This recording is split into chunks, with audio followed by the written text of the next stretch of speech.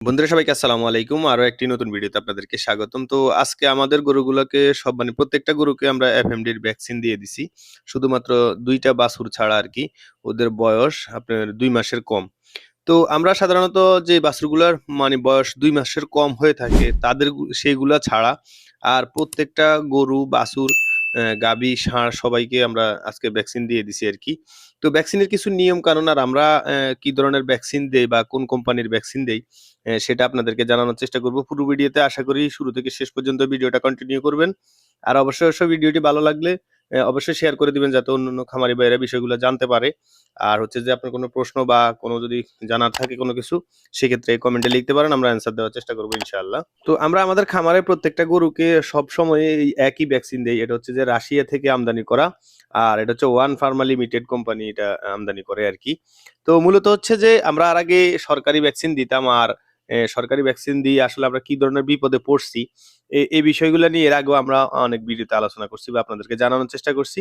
তো অনেকে এটা ভাববেন না যে আমি সরকারি ভ্যাকসিনকে খারাপ বলতেছি। সরকারি ভ্যাকসিন খারাপ না, কিন্তু সরকারি লোকগুলো খারাপ। এই কারণে খারাপ যে ভ্যাকসিনটাকে যে নিয়ম মাফিক ওকে টেম্পারেচারে রাখতে হয় বা যেভাবে রাখতে হয়, আসলে ওটাতে অবহেলা করার কারণেই হচ্ছে যে ভ্যাকসিনগুলো মূলত নষ্ট হয়ে যায়। আর ওই ভ্যাকসিনগুলো যখন খামারিরা নিয়ে তাদের গরুকে ভ্যাকসিনগুলা করে দেখবেন যে এর পরদিন থেকেই আপনার এফএমডি আক্রান্ত হয়ে যায় খামারে। তো যখন আপনি এই বিষয়গুলা যদি কোনো ফুটেজ করতে যান বা যদি বলতে যান সেক্ষেত্রে উনাদের একটাই ভাষ্য থাকে সেটা হচ্ছে যে, "ভাই আপনার খামারে আগে থেকে এফএমডির জীবাণু ছিল সেই কারণে আক্রান্ত হইছে।"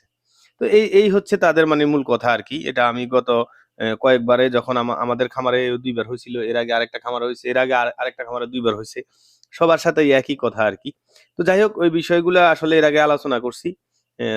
পূর্বের ভিডিওগুলা দেখলে হয়তোবা বুঝতে পারবেন। আর যারা আমাদের সাথে শুরু থেকে আছেন তারা হয়তো বিষয়টা অবগত আছেন আরকি। চেষ্টা করবেন যে ভালো কোম্পানির ভালো মানের ভ্যাকসিন দিতে ২ টাকা বেশি যাক তারপরেও যাতে আপনার গরুগুলো সুস্থ থাকে বা গরুগুলো সুস্থ থাকা হচ্ছে যে একজন খামারি সুস্থ থাকা বা খামারি সফলতার দিকে আস্তে, আস্তে এগিয়ে যাওয়া।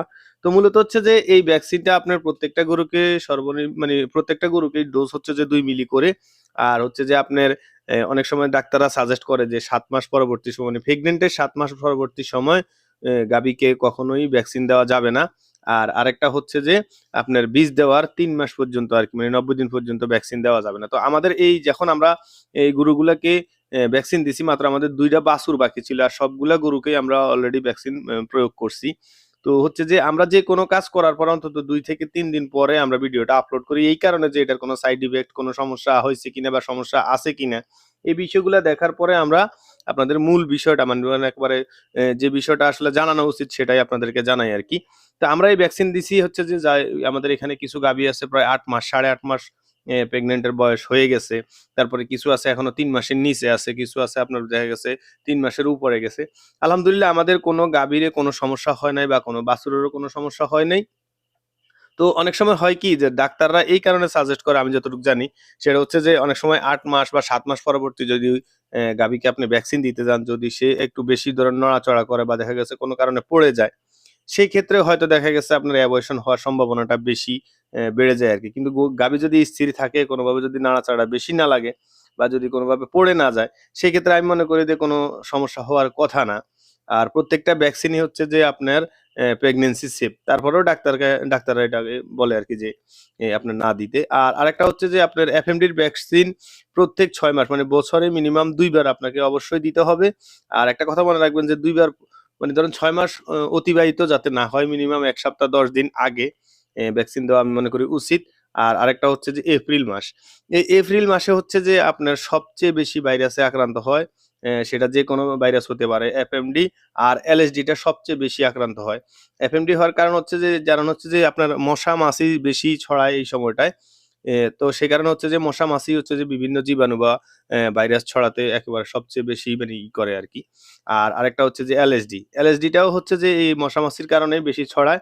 তো চেষ্টা করবেন যাতে যারা এখনো ভ্যাকসিন দেন নাই আপনার গরুর খামারে গরুগুলোকে অবশ্যই ভ্যাকসিনটা দিয়ে প্রয়োগ করে ফেলবেন যদি সময় হয়ে থাকে।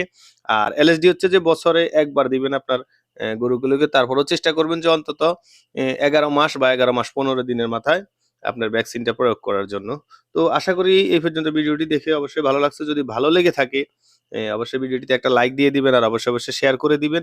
আর এই বিষয়ে বা অন্য কোনো বিষয়ে যদি আপনাদের কোনো প্রশ্ন থেকে থাকে অবশ্যই কমেন্টে লিখতে পারেন। আমরা অ্যান্সার দেওয়ার চেষ্টা করব।